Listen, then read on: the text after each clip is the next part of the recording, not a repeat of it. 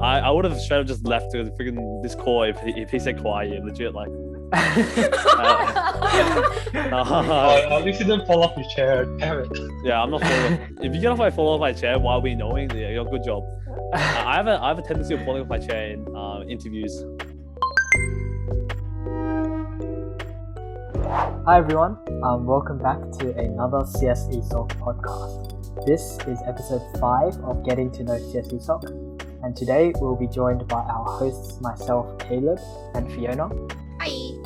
And we are joined by our very cool guests, the CSESoc Socials and Student Experience Directors of 2021. So we'll start by just introducing yourselves. Your name, your degree, and one fun fact about yourself, starting with socials. So my name is Lachlan. I'm in my third year doing mechatronics and computer science. This is one that I usually tell most people. I've spent more time overseas than I have in Australia, despite being born in Australia. So that's my fun fact. Yeah. Hey, I'm Evan. I'm my third year of computer science. I'm doing computer science, I guess. One fun fact would be, I don't know, I can crack over 38 parts of my body. Wait, what? Jeez. Wait, Yeah, it might be like 40. I'm not sure. Damn. Yikes. What do you mean, yikes? It's good. Yeah. Maybe live demo, surely. Live demo. Yeah, no, I want to be ending up in a stretcher. I want to start my neck and then. Nice. Yeah, I'm Giuliana. I'm one of the student experience directors. I'm in my second year doing computer science. A fun fact is that I once performed a rap in the Opera House when I was 10 years old in a frilly white dress. It's very tasteful. Yeah. Wow. Cute. Yeah. All right. Yeah. So now if you guys could explain what your subcom is about briefly, that would be great. Starting with Studex this time. Okay, cool. So student experience team, we're pretty much about outreach to the CSE community at UNSW. So that involves people who feel like maybe they're not a part of CSESoc already. They feel like kind of they're on the outskirts. They don't really belong necessarily. Or people who are just in a bit of a rough spot, like international students or postgraduate students that don't necessarily fit, I guess, what would be the easiest way to become a part of CSESoc if you're, domestic undergrad and it's very easy for you to access events. Yeah. Yeah. Nice. Do you want to? I guess we go next then. Yeah. I mean, what socials? Socials is pretty much what we sound like. We create a lot of socials events, but one of our primary objectives is to actually kind of engage and connect with the community. And usually that's through a multitude of events. Usually they're meant to be fun and engaging. It's also not only just to keep our current members engaged, also try to reach out to the wider UNSW community and try to get other people to join our society and hear more about computer science. Not going to go anything to add on to that. Yeah, so I think one of the recent focus we've had is focusing more on connecting with our alumni as well. And that's through, well, if SocTel still happens, we do those type of events where, older members from alumni get to communicate with or talk with younger years and, pass on knowledge and whatnot. So then again, that's just bringing the wider community as well as CSESoc together. Yeah, great. So just out of curiosity, were you always part of your portfolio? So for example, in previous years, were you in that subcom for your respective portfolio? Yep. I guess I can start. Yes. Last year I was in the student network subcommittee. So yeah, rename, but it's the same thing. Okay. We'll ask more about that later, but yeah. I guess I'll go next. I don't know. Well, I was actually, since I'm in my third year, I was in socials in my first year. But in last year, which was my second year, I was in careers portfolio. So I actually went socials, careers, and then back to socials for director. So I guess yes and no. Yeah, nice. Yeah, and for me, I was in my socials. I was in the social subcom in first year. So. Oh, nice. So for Evan, since you're in two different subcoms, how would you compare the two? You don't have to say cons for both. You can say pros for both if you want. I mean, you guys can see where I ended up, so I guess that answers the question which one I like more. Sure. But I guess if you really want me to compare the two, like we do really different things. Socials just focus more on just having fun and like just reaching out to people and trying to just make new friends and get the community more involved. Whereas careers focus a lot more on firstly, securing the bag, and other things would be like trying to helping upskill and like connect community to the industry. So that's one of the main big differences between the two. So they do different things, but I guess I've always liked to do a bit more fun stuff. So that's why I came back to socials. But careers is definitely a good place, and you learn a lot of stuff being there. Yeah, nice.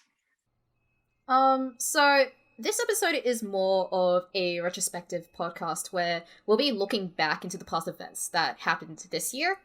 So starting with Studex, you guys organized the peer mentoring program for first years, where you guys helped all the first years in computer science and engineering to adjust into the uni life. So what is it like to organize such an event?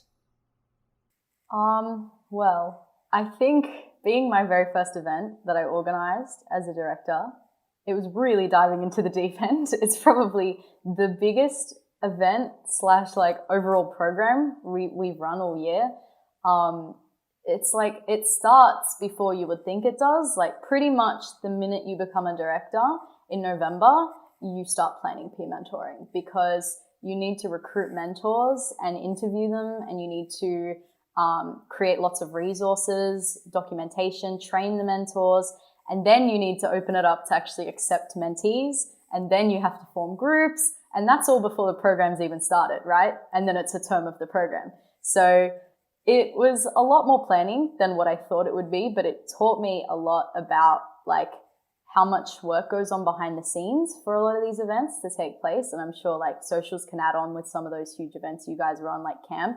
But yeah, it definitely teaches you a lot about like pre-planning when I was kind of just used to doing events like real time, like in subcom, you kind of just plan the week to week events and you kind of just ride the wave. But like as a director, you have to start thinking about things a lot further in advance, especially for a program as big as peer mentoring.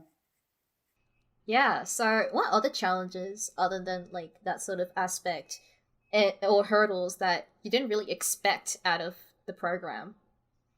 I think the biggest one was logistical things. So say, for example, people wanting to swap groups or wanting to join the program late. We had like scripts that organized people into groups, and it was a little bit of an inflexible system, I guess, to begin with. But yeah, when you're dealing with like over 300 people, it becomes a bit of a nightmare, like organization wise. So yeah, I think we learned a lot about like the best ways to utilize like software and even like programs to make our lives easier, because otherwise we would have been spending hours and hours like matching up people with the same programs and degrees and yeah, interests, things like that. Yeah. Also, on the bright side, what aspects of the program were well executed? Yeah, I think this was the first year we had like a collaboration event for peer mentoring. We had it with EngSoc. We had a sports day, and I think it ran quite well. Like a lot of people, I guess, were out of their comfort zone being CSE students at a sports day. And we may or may not have been absolutely, trashed by EngSoc.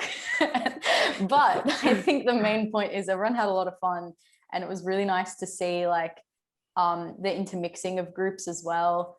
And it was just something, I guess, an event we hadn't really seen before with peer mentoring.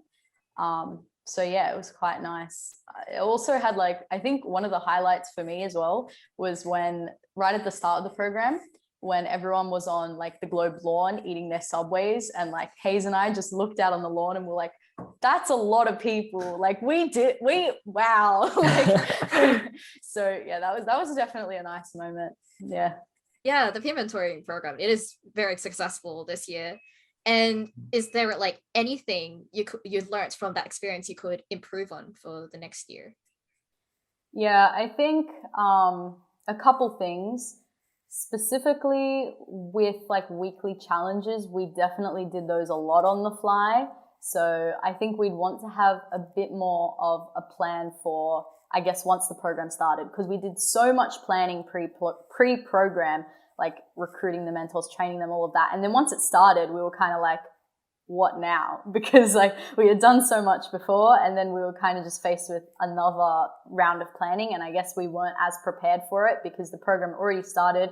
It was week 2 and we had to like pump out events. So I think also when we were planning like the initial recruitment, I think we could have planned the actual program at the same time. But yeah, I guess there's only so much two people can do in a couple months.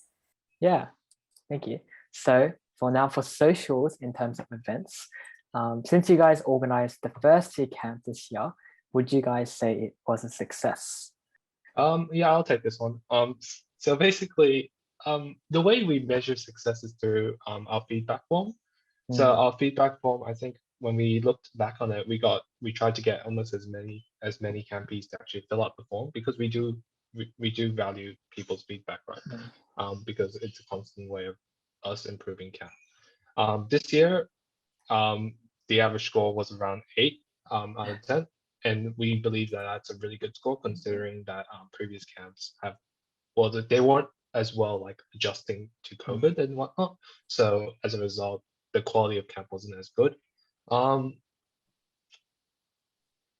don't know about like, do you want to add more about it, Evan? No, I like seeing you struggle. It's just so funny. I can tell you what you want me to talk, but I'm just like no. I was gonna see what out of his ass.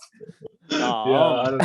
I'll give you first I'll give you the objective answer. So objectively, well, once again, Lachlan will talk about the feedback form. So we had like I think around 93 to 100 responses. So that's around around 90% of attendees filled it out, excluding ourselves, because we don't fill out feedback for our own camp. But with that said, out of score 10, yeah, our average was like in the probably low 8 out of 10, with the lowest score being like a 6 and the highest being a 10. So pretty good overall, like from objectively. But I guess from a subjective point of view, it's a little bit different being the directors who ran the camp, because you can only see the bad when you run the camp. Like you're always focused on the negatives. Like shit, like oh shit, all this stuff is going wrong. Like you can only see all the stuff is going wrong, but then you don't realize that people don't really care about that stuff. It's just because you're in that point of view where you are trying to make sure everything is perfect. You forget that people don't really care about the bad, and they focus on the good. So I guess overall, at the camp, I actually thought it was like horrible. I thought it was the worst camp ever. But talking to like a lot of the campees after, like I mean, a couple of you guys probably went, and you probably know a lot of friends who went, and like I've heard a lot of good things. There are definitely places to improve, but overall, I think it was pretty good, huge success overall. Yeah, it's nice to hear like a different perspective. So in terms of what you think you could have improved on, like what you were just talking about, what do you think those specific things are? No problem. I mean, one of the biggest ones was like activities. I don't know if you know, but like those activities were put on my ass like literally the day before. I literally made those activities on the bus. Like I don't know. Yeah, like I saw you in the bus and I was like behind you. You were making that presentation that you were presenting for the intro. That is so funny. Like half an hour before. Yeah. I literally made everything before, like literally like 30 minutes before. Like activities were put, like activities are made on the fly. Like literally like Google searches, freaking like I was mashing up every single activity I've like done in my life. Like, oh shit, this is not bad. Like, I don't know if you could guess any of them. Like, would you be able to guess? Okay, so you know the Fiona, you remember the Amazing Grace? Yeah. So out of the 13 or 12 activities there were at least like 2 or 3 which were like completely like literally just made up on the spot. Can you guess which one? Like, no. Like probably the crawling under the chair. Nah, chairs. That wasn't one of them. Oh, really? That one was actually ran the year before. I'll tell you which one. You're the bucket one. Oh, the one where we had to like on the floor. Yeah. That bucket one was like, I literally like, I'm pretty sure I watched TikTok like the day before. It's like, yo, I could make this an activity. And then, but the TikTok was just like, it was just like trying to like hold it for long as possible, but we had to like adjust it and make it like within the time constraints. Like actually make it like, because you want each activity to run for around a similar time, so there's like no one's ever like not doing anything. So you had to adjust it, make challenges, and like make it work for everything. It's like, if you really think about it, it's pretty much just programming. Like you look at Stack Overflow, you find your code and you adapt it to what you need it for. True. And that was one of the biggest challenges. So activities, I mean, there are a couple more. I mean, Lachlan will probably tell you about his pains with emails and freaking chasing up camp keys. Yes. Yeah, so I was in charge of the admin side of our camp, so that involved processing refunds, catching up anyone who didn't fill in their GMT, their activity waiver form, all that, what I would call boring stuff. So in terms of that, what probably could have been improved is having a more stricter refund policy. What we found out was because of COVID, a lot of people decided to cancel last minute, and our cancellation policy wasn't strict enough. So we were dealing with back and forth conversations regarding like, oh, you weren't eligible for full refund or half refund, and it just kept on going. And that stalling process isn't really that good when you have to deal with a camp that's coming up very soon. And we want to maximize the amount of people that can go on camp as well. So we have every time someone was refunded, I had to call up, well, I didn't call them up, but I had to text them and email them the next people on the waiting list to fill the next spot in, and so forth. There were about 11 or 12 people who asked for a refund, and I went through about 26 people through the waiting list, just checking for people if they could, fill up those spots. So, in terms of improvement, probably just, making sure that our refund policy was much stricter so we would avoid that in the future. And I definitely have written that down so next year's directors know about that. Yeah, nice. So with Giuliana talking about the logistics and all the pre-planning that went into it, how would you describe the process of planning a camp? 100% the same thing. Like you got like we started the moment we got directorships, like literally on the day we got it, and we just did everything because we were in the social portfolio, so we actually like had a good idea of how things would run. I personally have been to a camp as a campee. I went as a camp leader, and this is CSESoc as well, so quite related. Also been to multiple other camps as well. I will also help plan another camp when I was in another society in second year. So I have plenty of experience, but starting early, planning ahead is always a good thing to do. But no matter what you do, like no matter how early you start, you should have started earlier. No cap. Like it's gotta like we had a whole plan out, right? And we were ahead of schedule, but before we knew it, we were like, what the heck happened to our backlog? I swear we're on top of things. Where does all this stuff come from? Like no matter like whenever you think you're doing too much, nah, you got more to do. Yeah. So yeah, pre-planning, everything Giuliana said for peer mentoring, take that, put it into use, and probably times it by a couple of times. Because I think one of the best things about peer mentoring is it's run over like a long period of time. So you actually, you can work on the job. Cam, you got 3 days back to back. You have to have everything planned out. I mean, I try to do stuff on the fly as well, like between the days, but that's not a good idea. I don't think you got much sleep. Yeah. I slept in the second day. I had to. Freaking, your boy was cleaning the freaking kitchen up till 5 a.m. And you kids are dirty. Yeah. Why do you think that place was clean as hell, like in the morning? Oh, whoops. My apologies on behalf of all the campies, but like... Nah, it's cool, because I would have done this, because I did the same when I was first year. Yeah, so like a broad question for like both of you, which you guys probably mentioned already, like what are the biggest challenges when organizing such like large scale events in general? You want to answer, Lachlan? I feel like I've been talking quite a bit. Yeah, sure. I think the biggest challenge when organizing such large scale events is, making sure you're like following up with your deadlines. So I can bring up camp, for example, because that was probably one of the largest events that we've run. We had about 5 deadlines from the beginning of when we started directorship. We had 5 deadlines that we thought, we should get the marketing campaign out by then. We should get camp leader applications done by then, interviews done by then, and done by then. Wait, if you guys want, we can send you it's like literally like we give you a snipping to it and you can like put up on the podcast when you do upload it. Yeah.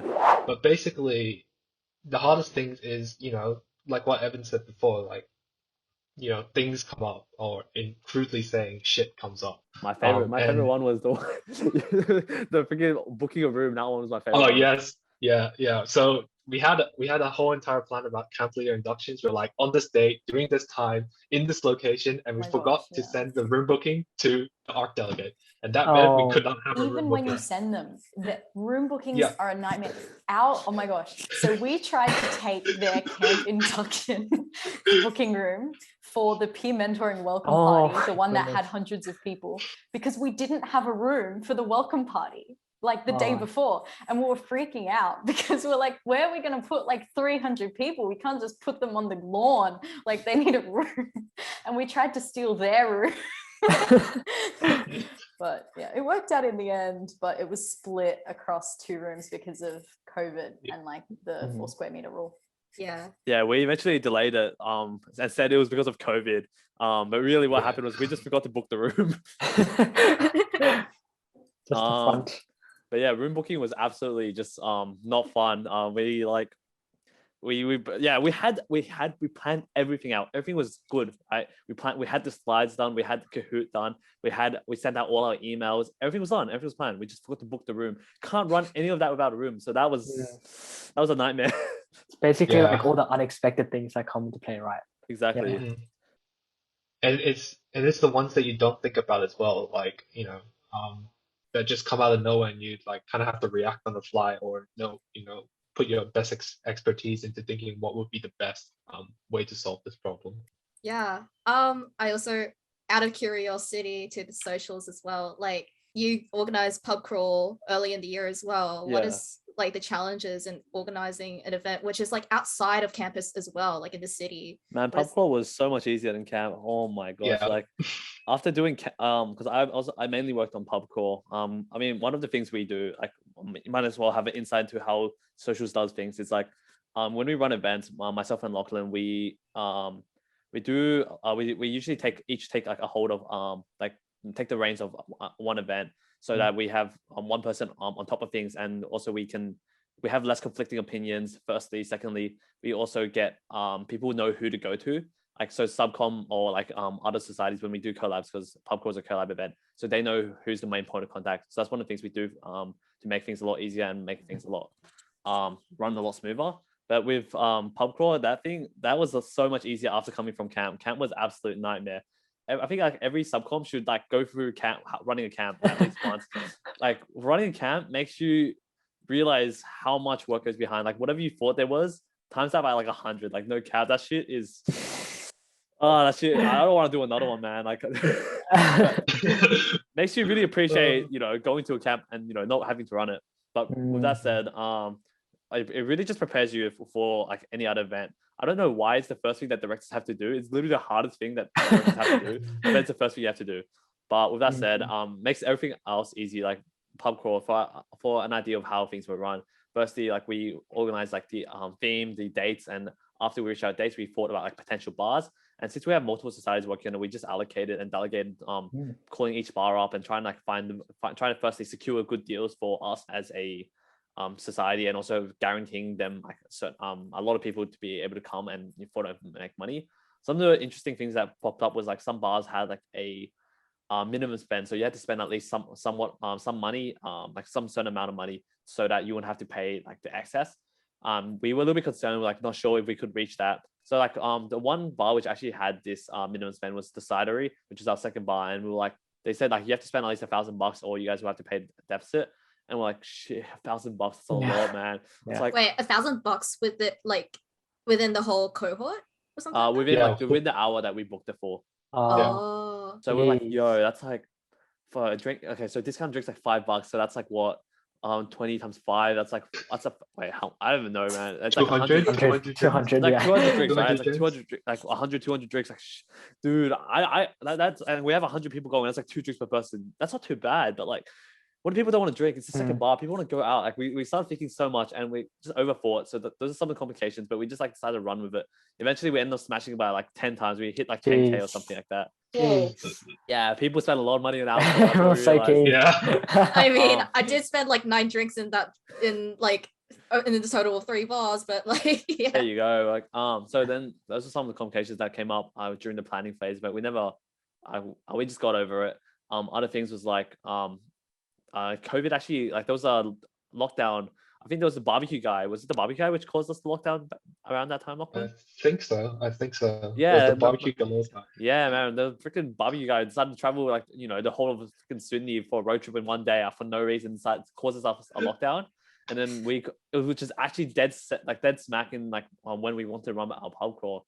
That was not fun. But we ended up deciding that that we would postpone it. So that was one thing that came up as an obstacle during the planning process. At least it happened. Like Yeah.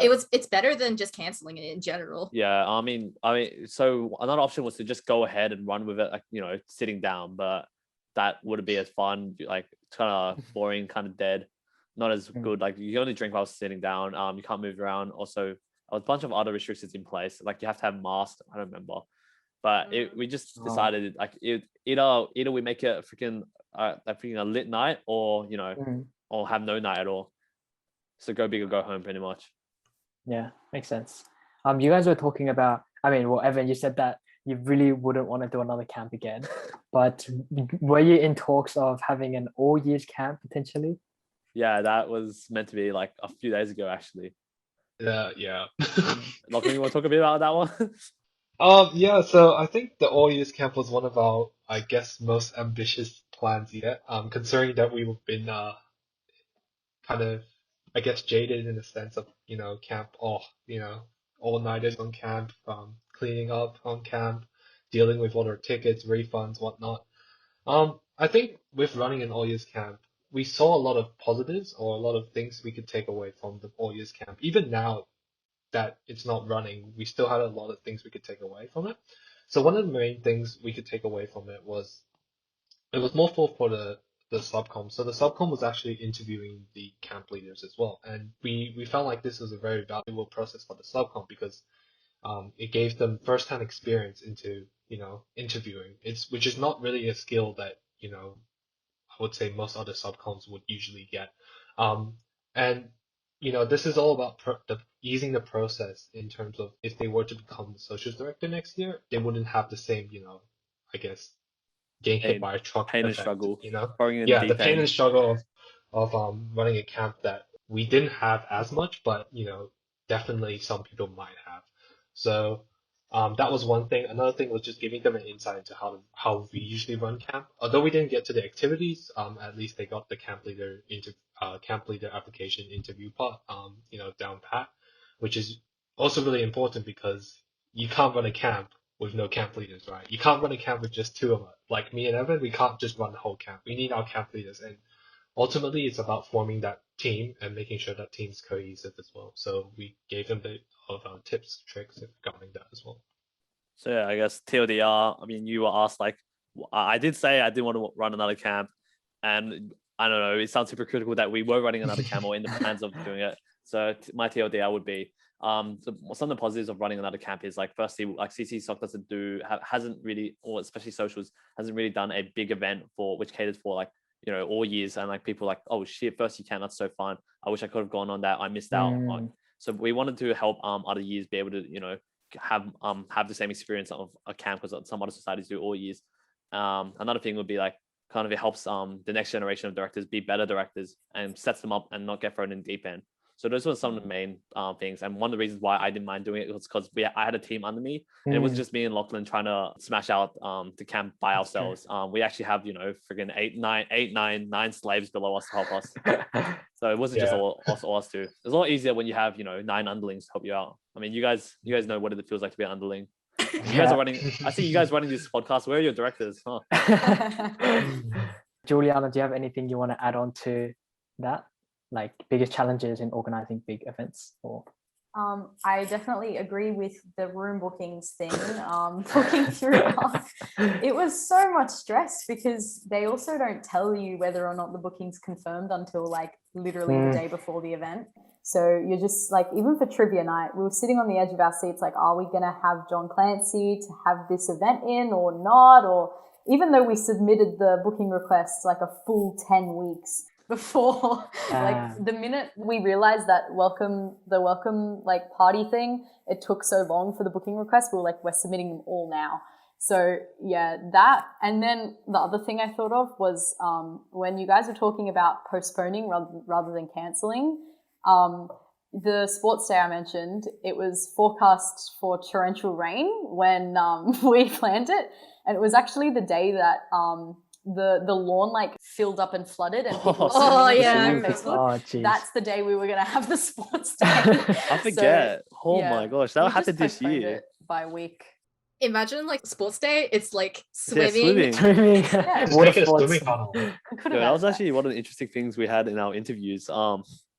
Yeah, I mean, if you guys don't know, Socials and Studex did our interviews together, and one of the interview questions was actually, so you guys are planning on running a sports day in the coming weeks, but you also know that it's forecasted to have torrential rain.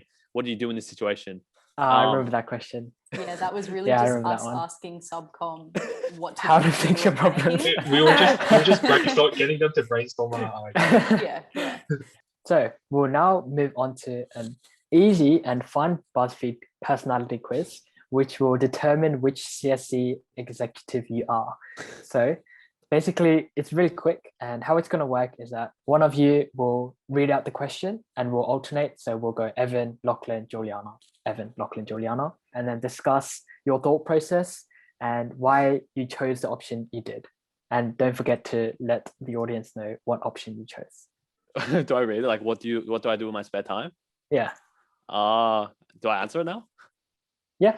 I mean, my one probably be play sports. Probably drink with a close second, I guess. Yeah, definitely play sports. But there's a reason for why drink is not the answer. And that reason is? Oh, I don't do that in my spare time. Look, if I'm being real, it's probably don't have much spare time. Yeah, I'd like to say something else, but that's probably my honest opinion. Yeah, you keep yourself busy, right? You keep yourself busy. Yeah. Honestly, for me, none of them would fit me at this rate. But I'll probably say play sports as well, because I do used to play football before COVID started. So, yeah, Play would you ref? I played and refed. Oh, Okay. Not at the same time, but That was really I good. actually have a funny story for that. yeah. So, I can just imagine. I'm just imagining the yeah. Have you guys watched The Dictator? You know that scene when I forgot his name. What's his name? General Al-Azim. Freaking like he's doing the 100-meter race in his own like dictatorship. And he just has a gun, like the gun to start, and he's just shooting everyone. Like whenever like anyone passes him the 100 meters, he just shoots their foot. Oh my It's god. like he's just rapping. It's like my favorite scene. Just like what Lachlan did. And he wins his own race. It's insane. It's like so fast, man. Yeah, Lachlan, do you want to read the next question? sure, I'll read it. How would you describe yourself in one word? 1, ambitious, chaotic, rich, big brain, or kawaii with some random squiggles? For me, I would probably say ambitious. I think it's the way I've been grown up, I guess. Because I was fortunate enough to, live in many different countries, and it's not something that, everyone gets to say, that you get to live in a different country for, more than 8 years or whatnot. So, following in that footsteps, it's like, dream big, So for me, I'll probably say I'm ambitious. Yeah, nice. Good answer. Anyone else? I second that. Yeah. The good answer one. Ambitious. Yeah. Ambitious. Okay. No, like I just like watching like when Caleb said good answer, I'm just imagining interviews, because this is not actually the interview, it's like more like Oh my chill. God. But like, oh my gosh, when you guys start, like you gave me PTSD. It's like, yeah, can you guys introduce yourself, name, degree, fun fact? You're like, wait, this is not an interview, why are we doing this? I was just laughing inside. But yeah, freaking Caleb was like saying good answer, like there was a right or wrong answer. No, there's no right or wrong answer. It's just good I mean, if he said justification. Yeah. I would have straight up just left to freaking this core if he said kawaii, legit like. At least you didn't fall off your chair. Damn it. Yeah, I'm not falling off. If you get off, I fall off my chair while we knowing, yeah, good job. I have a tendency of falling off my chair in interviews. Really? Yeah, if you make me fall off my chair, like good job, you probably passed. Jeez, okay. Noted. So it's now Evan interviewing media. Sometimes? Yeah. Oh no. But yeah, I guess that makes me next. Unless Giuliana want to clarify why she's quite an ambitious person. pretty much the same what Lachlan said. Same reason. So you Wait, you traveled for 8 years. You traveled around, you know. Yeah, not that part, but Right. yeah, it's just how I've been brought up, I guess. Yeah. Fair enough. Yeah, no. So I'm definitely a chaotic person. No, I'd have to say chaotic, probably because of how I guess what was the word? It's just what's the word when you do stuff spontaneous. I'm like a really spontaneous person, and I pretty much have no real exact structure. I have like a basic structure of like what I'm gonna do, but never what exactly I'm gonna do. So I'm like a really spontaneous person, and like I kind of just do shit on the fly. Never plan stuff ahead, never plan stuff too far ahead of time. Except I'm really focusing on the now. Yeah, it can. That you see how like, you know, it doesn't really make sense how this chaotic person end up in the directorship. Yeah, don't ask me, man. I didn't pick myself to get here. So yeah, they must have saw something in me. I don't know what, but something. But yeah, chaoticness is probably the best one to describe me out of there. Nice. So moving on to the next question, Giuliana, do you want to read this one? So what is your biggest fear? It's fear of being alone, fear of running out of battery, fear of losing control, fear of losing someone or something you love, or fear of failure. I'll probably have to go with fear of losing someone or something you love. It just seems like the most devastating one out of all. I guess. Yeah. One of these is not like the others? Yeah. Oh, yeah, we just searched up, nice questions to ask. That one's not nice. No, I'm saying one of them. It's like fear of running out of battery. Why is that one there? Yeah, because we had to like match it up with the exec, and we just like put in. It's pretty real. That's a pretty real one. Not gonna lie. Yeah. Like all of these are really deep, and just one which is running out of battery. I like it. So what would Evan, you, and Lachlan? What would you guys put? I'd have to probably agree with Giuliana there if I'm being real. Because the other ones don't really make sense much. Because like being alone, I mean, like lockdown has literally taught me how to be alone. Failure is like, honestly, failure is part of life. You can't stop that, and you learn from it. I don't even know what losing control means, and running out of battery. I don't even touch my phone, so I really don't care. Unless you mean social battery. But... Yeah. I'll take it how you would like to. Yeah, no, still doesn't apply. Yeah. Probably the same as well. Again, same reasons. Yeah, nice. Next question. Evan, you can read this out again. Choose your favorite drink. Water, tea, bubble tea, alcohol, coffee. Probably bubble tea, I guess. I mean, none of these really suit me that much. I honestly don't love alcohol. It's just like a social thing. Since you said that there were no like answers for yourself, then what would you pick? Milk. Milk? Oh, we should have put that in. Yeah. Okay then. Milk is dead ass like goated. Like it's so good. Biscuits, freaking spicy cereal, Giuliana, you agree with me? Yeah, it's on my hoodie. Cereal, freaking. Have you tried to make shin ramen? You use it for like noodles, like anything. Just too good. It's good for your bones as well. True. Yep. For me, probably water. I don't really drink tea that much, nor do I drink bubble tea that much. Alcohol is a very social thing, and I don't drink coffee at all. So I remember a lot of alcohol from you, but it's just in a social context. In a social context. That's not a social context. You were just losing. That's my choice. Again, it's with people. It's with people. You chose to lose. Okay, you made a conscious choice to do that.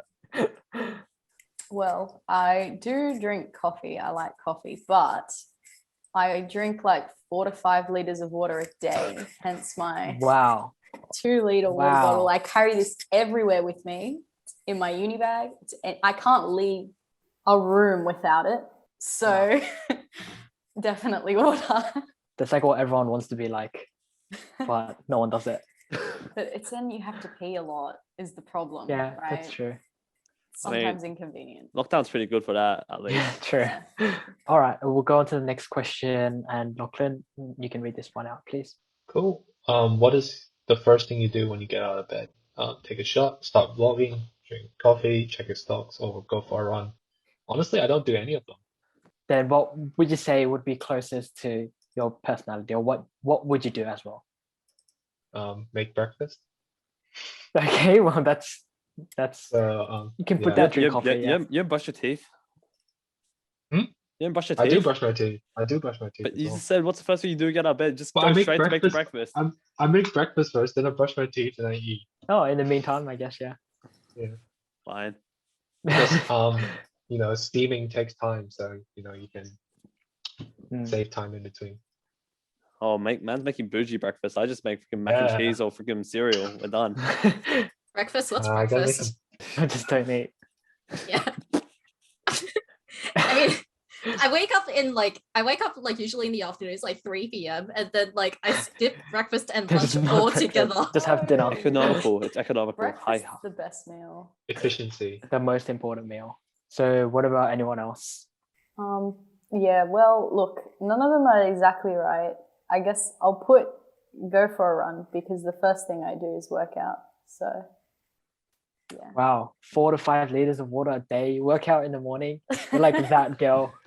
Wow, wow, respectable. She gotta start vlogging as well, I guess. Yeah, I should start Yeah. like one of those lifestyle YouTube Day in the life of a channels. productive uni student. Like literally none of these apply to me. Like none of them are remotely close. So the closest thing I guess is either drink coffee or go for a run. But I like to go for a run. I do that every once in a while. But like I have to choose. Probably go for a run. But that's not really true either. So yeah, So what would you do? Or what do you do? check my phone. Oh, true. Or you can check your stocks. I don't check my stocks. I can Yeah, check my phone, not my true. stocks. I don't even have stocks. We'll move on to the next question. And Yeah, no, this is slander. I'm not answering this one. What's your Juliana, favorite Yeah, subcom? we'll say outside of your own. No. I have to. I'm not picking not student. Okay, well that's true. I mean, Wait, it's Yeah. StuDet. It's StuDet. Yeah, because that's the Yeah, subcom we- I was in. So It's not even StuDex. What the heck? yeah, this is oh out yeah, of well date. that was on purpose because Because the Stray? exec who likes. I wonder who. likes- Yeah, I wonder. Yeah, I wonder who. Well, anyways, yeah. Who the hell chose? Oh, Clarence chose media. And Kai as well. Why is there? Oh, okay. That's why there's only Because 4. Kai was in media subcom. I see. If you don't want to say, then you can just click one and then just not say if you're uncomfortable with sharing. Oh, but like we need answers though. Yes, we do. So like just click media if you don't have anything else, to be honest. I was considering that up until the point you said that. Okay. Yeah, I was gonna say it because you guys like are in here, but I'm not gonna let you guys have it. Yeah. You guys are holding this L. I think Giuliana should go first. I mean, StuNet, of course, 100%. Right. Why do you sound so uncomfortable? Like you sound like someone has a gun to your head. No, like it's like I Yo, shouldn't I- even have to say, of course. Fair enough. Yeah, of course, Fair of course. Of course. I guess if I had to choose, I'll choose StuNet as well. Where are you looking? Nothing. Okay, and There's no Lachlan? one in my room. I'm gonna go with creative, but that's after socials. And it's because I think with creative they do a lot of the things that we kind of offload a lot of work to them. In terms of our banners, in terms of our video, and a lot of that work, they spend I know I've been talking to Gary, a lot of other subcom members in creative, and they spend a long time making banners, and so there's no other way. Like if without banners, they don't get the recognition. The event doesn't get the recognition it has. Hey, I can make some banners. I think yeah. Well, we've been making our own banners, but Oh, I also got my I MS had to Paint choose. once. Oh. Also, Oh. yeah, I mean, like, yeah, that makes sense. I kind of agree with that. Socials Yeah. wouldn't be socials wouldn't work as well without creative, because if it wasn't for creative, your banners would be made by yours truly. I'll And- probably also extend that to marketing as well, because they also, Mm. with our events, it's creative and marketing, not just creative. Nice. That's Yeah, great. and our media does nothing. Yeah. Unfortunately. We Yeah. just do our own thing, honestly. Yeah. Yo, you We guys, don't, we don't need to rely on anyone else. We're self-sufficient. All right. So we'll move on to our final question. what's your favorite programming language? Yes. Do you want to read out the options for the audience as well? Okay, yeah, sure. So that options are like Rust, C++, HTML, CSS, Python, and TypeScript. Who the hell put HTML, CSS? What the? I mean, if I had to choose, probably be close between Rust and Python. Rust because it's like kind of new and this emerging one, and all anyone can do is talk about it. But I don't actually use it that much. I just research into it, but it's actually quite interesting. But Python is because it's like I've used it for so long, it's so easy. But I guess if I can, it would probably Python because I use it the most. I agree with that also because definitely holds a special place. It's the first programming language that I learned properly. And one that I still use. So yeah, definitely Python. Yeah, I think for me as well, I think I was first exposed to Python. So, and it's also relatively easier than, C and whatnot, C, Java, C++. So, yeah. Yeah. If JavaScript was there, I would possibly pick JavaScript because it's so bad. It's so bad, but it makes zero sense. It honestly does. Like 1 is equal to 1. Like the string 1 is equal to the number 1. Like there's a bunch of like horrible stuff in there. But it was the first language I learned. And it does hold a special place because of how bad it is as well. So it's not actually that bad. But TypeScript is actually a much better version of JavaScript. So it doesn't hold that special, badness in my heart. Nice. And everyone can go ahead and click it and let everyone know who you got. Also read the description below as well. Yes, please. Yeah, I'm not surprised. I got Shrey, my director from last year. Right. Or as you guys know him, Cobras. Your love of coffee comes second only to your love of Taylor Swift. Honestly, though, I've talked to him so much about this. It's an unhealthy obsession, Taylor Swift. But we do get coffee a lot together, so...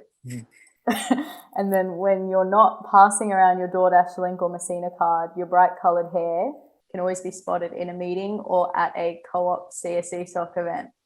I will say I did use his DoorDash link and also I have a Messina card and I do enjoy a lot of Messina. Yeah. And I did just dye the underneath of my hair orange. Wow. I did not expect for that one to go through, but... Wow, yeah. That was very accurate. So what was your percentage of how close you are to him? 50%. So it's okay. Oh, yeah. Not, so you've still got your own concerning. individuality. Not concerning. Yeah. I got a 42.86% match. So I got Jamin. Being in charge of all CSEsoc's money is no easy feat. You love telling the directors that they can't spend any more money, especially media. I guess, yeah, I've been part of socials. All we do is just spend money. So yeah, I guess I know all the feeling about that. You also have a matter session with cats and showing everyone photos of your own. Yeah, no. So I got Kai Chi. Oh, nice. It was a 28.57 match actually. Wow. Okay. So I guess I'm not similar to any of the execs, I guess. But apparently I'm a tutoring whiz for every comp course, although TypeScript holds a special place in your heart. I didn't even choose TypeScript. Close enough. But like, it's close enough. As an OG Medium member, you also boast their excellent podcast editing and Photoshop skills. No, I'll take it. Yeah, MS Paint counts. I do use Photoshop actually. I do use it for fun. And I do like to edit videos in my spare time here and there. Very you guys well watch? as well. Have you guys watched my dumb videos? Oh, I think we've heard about it actually. Yeah, I did make a 21 directors socials directors cut. That was I've heard about it, but we haven't seen it yet. Well, I'll send you a link after sometime. Yeah, maybe we'll cut it in somewhere. Walk, have a catch up. It's better if we walk, right? If we walk and then catch us behind. You know what I mean? Nah, fuck it. Evan, can you do a kick flip? Yeah, that was great. Thank you for participating in the game. Now we're getting a little more personal into each of your subcoms and about yourselves. We'll start with Studex first. So why did you guys rebrand StuNet? So what was like the reasoning behind it? Yeah, I think we came up with the idea when we were at first year camp, and all the first years were asking us, does StuNet do like networking skills and like career stuff? And we were like, no, that's not what we're about. But then we realized, right, the name Student Network, it kind of makes you think that we're here to make students either like network with each other, or it just sounds like quite professional and like, yeah, like career vibes. And we didn't want that to come across that way. So we were trying to think of some way to rebrand ourselves so that it sounded a little bit more like we're just trying to help students with their uni experience, and we're like, oh, experience. So that's kind of where it came from. That was not how it came about. Well, we went to When I heard the originally, I thought it was really nice. But Evan, what is another perspective? So yeah, we were actually, all of us were sitting in a room, just like, what we don't like to name StuNet and student networking because it doesn't work. And we're like, what can we use? And then, your boy and freaking Hayes Choi, the other Studex director, we pull out freaking our computers, go straight to your old trustworthy thesaurus.com, and we just type in network. And then one of the we threw a bunch of stuff in there, and we just kept like looking at all the top synonyms and just like putting student X. Studex doesn't sound too bad. You know what? It kind of matches what we need to do. Student experience it is. So that's how it came about. Yeah, I mean, I just cut out the details. So yeah, so they rebranded using thesaurus.com like you should. So for Studex again, how does it feel to be interviewed by someone who chose to be in media rather than Studex? Look. I love you guys. You guys asked the perfect question. That is so good. I'm very proud of my subcom. That's a good that's a good answer. No, like everything happens for a reason, right? Like you're probably thriving in your role. It's what you wanted to do. I'm sure you're getting a lot out of media. Probably not. I am. But yeah, my subcoms learnt like React in like a week. So like you might be missing out. Right, okay. But you're still very proud of your own subcommittee right now. Yeah, that's great. Wow, we needed Hayes for that question. That man almost cried over you, buddy. He felt like he was getting a lot of arguments. He felt like I was I do remember. He felt like a heartbreak for him. He felt like he got rejected by you. You should have tried harder to pull me over, but actually, when I was trying to convince him to get on this podcast, the first thing he sent me was, "No, you rejected Studex." So I think that's the main reason he's not here, right? Yeah, that's because you rejected him. But it's okay. It's not often that the subcom rejects the director. Yeah, so Giuliana, we know that you're part of CSESoc as well as SecSoc, so Security Society. What differences do you see between these two societies? SecSoc's quite a younger society when you compare it. So it is a lot smaller in a sense, and it's a little bit more of a tight-knit group. So you do get quite different experiences from both, especially because my roles are a bit different. I've learned different things being in both. But yeah, there has been a bit of transferable skills across. Mainly the reason I decided to try SecSoc last year was just because I've been interested in security for ages. And, I told myself when I went to uni, I'd give it a proper go. And I thought, if I hold myself accountable by joining a society, then I have to go to events, right? So especially if I'm the events director. So yeah, I kind of did it to hold myself accountable, but I'm so glad because I met so many cool people through it. Yeah. One reason why it's different is because you have different roles, right? So can you tell us a little bit about the differences between your role as a Studex director and SecSoc co-pres or pres?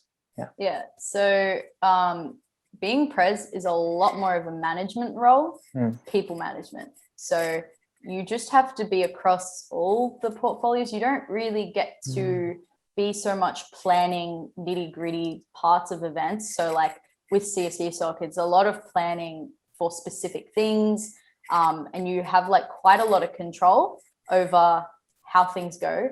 But as much as you think pres, you're the person that would be able to control the whole society, it's really not that, right? You're just leading a team. So you have a lot less control, but it can be a little bit more stressful because sometimes you're doing nothing, there's no problems, nothing's going wrong. And then sometimes it's things are in flames. And, when it becomes too much for people, they're just let's just hand it over. This is not my problem. Right. And then you're just left with whatever's there. So Yeah, it's that, but also like when I was describing the planning stuff for CSESoc, like, so when I was saying I had to start planning peer mentoring in November, the execs had to start thinking about you planning peer mentoring back in like October.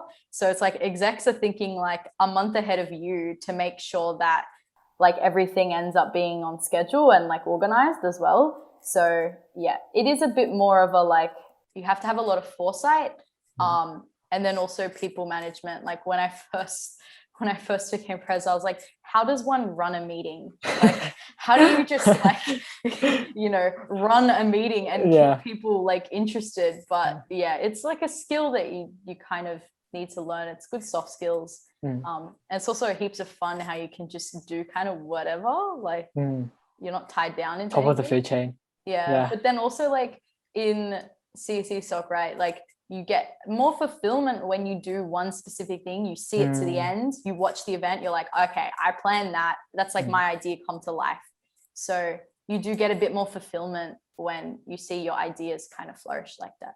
Yeah, nice. So more of a spicy question. So hypothetically, if CSESoc and SecSoc were both people and were hypothetically drowning, and you can only save one, who would you save? Can I take the like I'd sacrifice myself? No, you can't. No. If you sacrifice yourself, then all three of you guys will go down. No. Look, I don't know. Just hypothetically. Just hypothetically. Should be pretty easy, not gonna lie. Special place, honestly.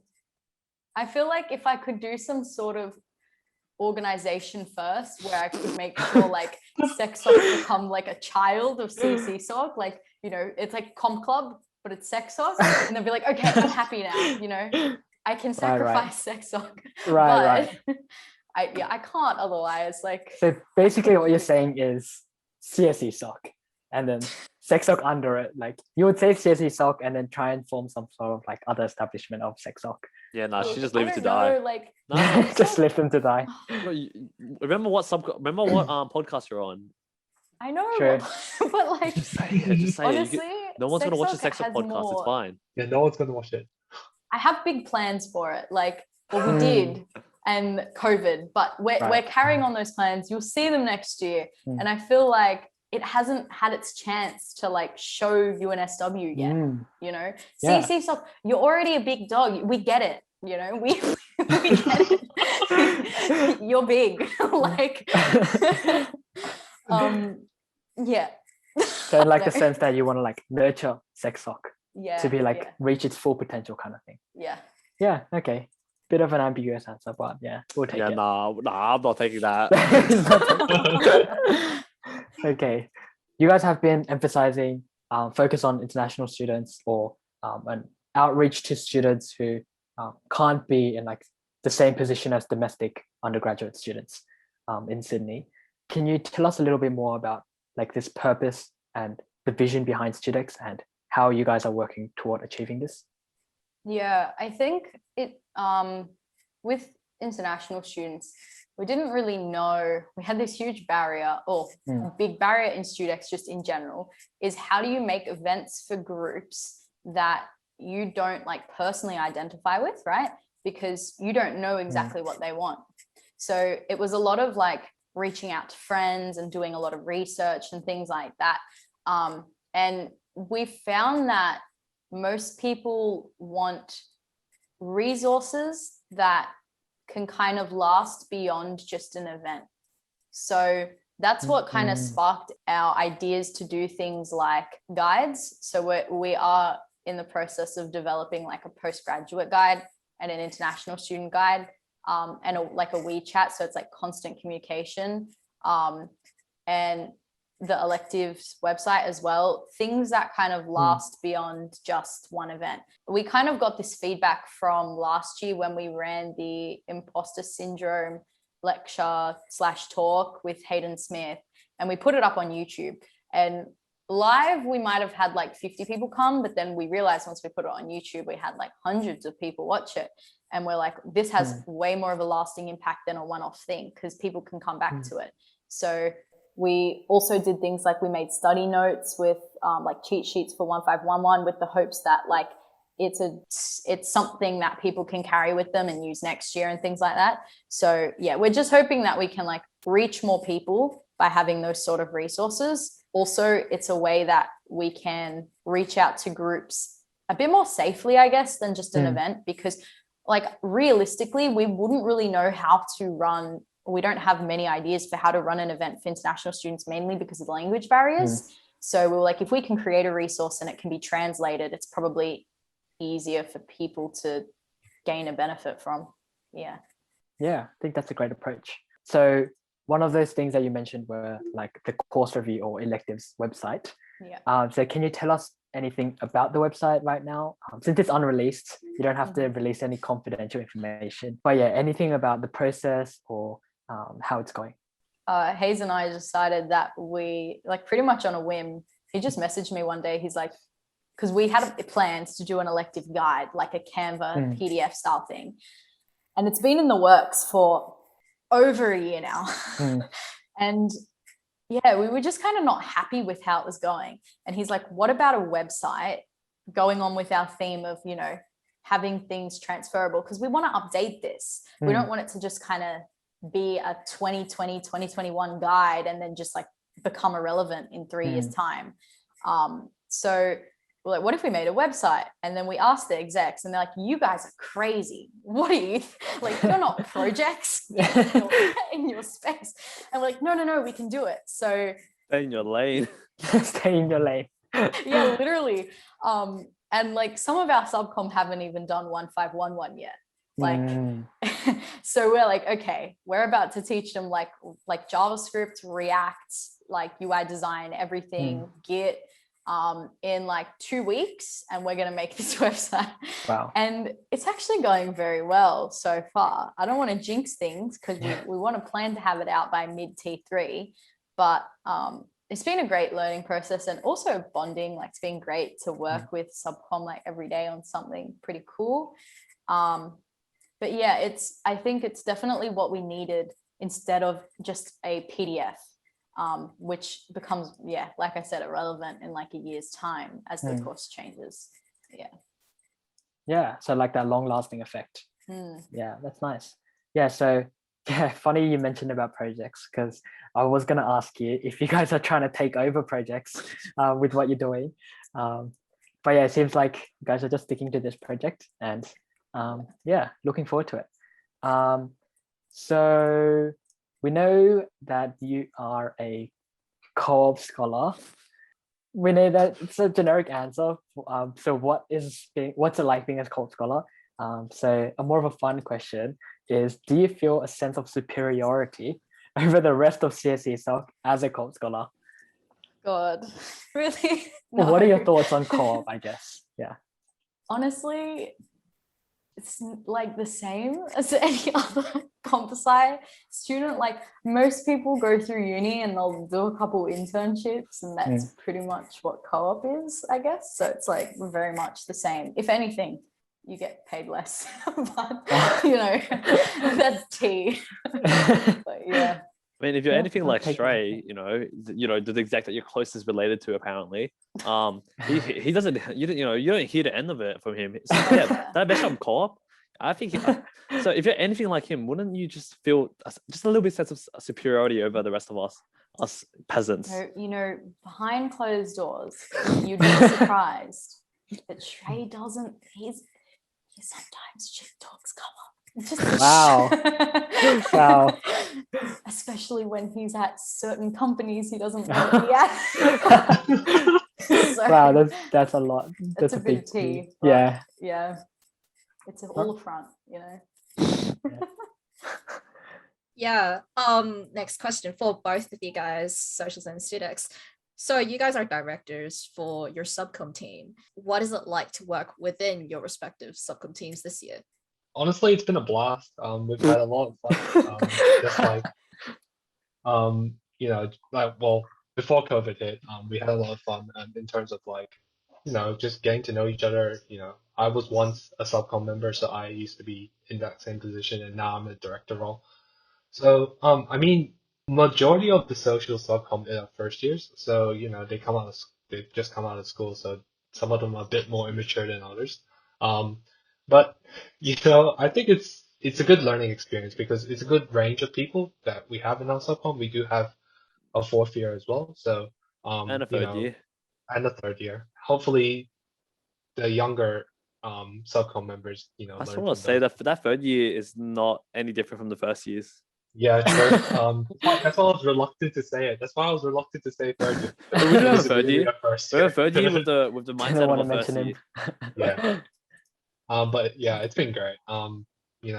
They're a fun bunch to work with, I guess. I don't know why you're so Evan, do you nice want to about. add? I don't know why you're so nice about it. I guess I'll go next to let Giuliana have a bit of a break since she got blasted with quite a few questions earlier. Yeah. But yeah. I mean, working with subcom was like a blast. Nah, it was a good time.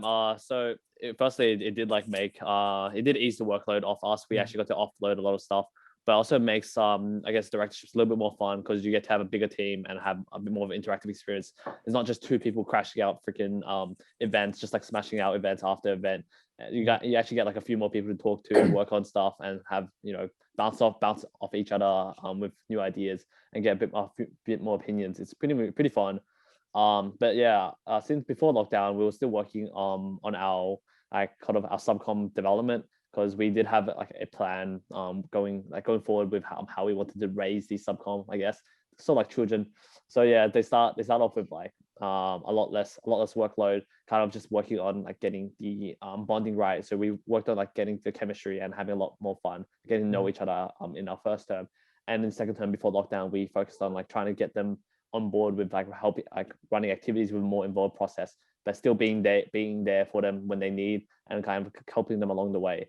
But eventually it was like holding their hands, and like our plan for third term was that at this point they will be able to run a whole event by themselves. But obviously, like with lockdown, we weren't able to go as smoothly as possible, and some of those plans have been kind of like changed and like just to suit the changing climate of like environment of things. Mhm. Yeah, it was pretty fun. Yeah, nice. Pretty much trying to give these subcom the experience I would want them when I was a subcom. That's What good. about you, Giuliana? Yeah, this year we like expanded the subcom. Like when I was in subcom, it was me and two other people. Free. Two? They were free. I swear they were free. I can name all three of them for you. I'll give you the first Oh letters. yeah, it was three. OPR, right? OPR. Yeah. Okay, there was four of us, and just one director, just Shrey. Mm. And now we pretty much doubled our whole team because we got another director, and now we have way more subcom with 8. So no, I can't count. Anyway, I'm so bad. Yeah, but we have a lot more people. And the point of that is we've been able to do way better events and more events. Like it was chaotic last year when each of us were working from the beginning, from term 1, by ourselves on big events. And it was hard. Like I remember one of my subcom members had to run the entire beginner coding competition pretty much by himself.